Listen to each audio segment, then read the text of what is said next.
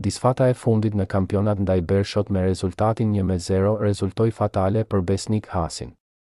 Trajneri shqiptar është shkarkuar nga skuadra e Meshelenit teksa lajmi është konfirmuar nga vetë klubi nëpërmjet faqes zyrtare. Hasi ishte emëruar trajner gjatë nëntorit të vitit 2023 kurse më 4 mars e mbylli punën me klubin nga Belgjika. 53 vjeçari nga Gjakova tani është i lirë dhe i gatshëm për të vazhduar ndonjë aventurë të re. Kujtojmë që Hasi në të kaluarën ka qenë trajneri skuadrave si Al Ahli, Al Raed, Olympiakos, Legia Varshava dhe Anderlecht. Pikërisht me Anderlechtin ish kapiteni i Shqipërisë, pati një karrierë të gjatë si lojtar. Gjithashtu ai luajti në Belgjik me ekipe si Lokeren dhe Cercle Bruges.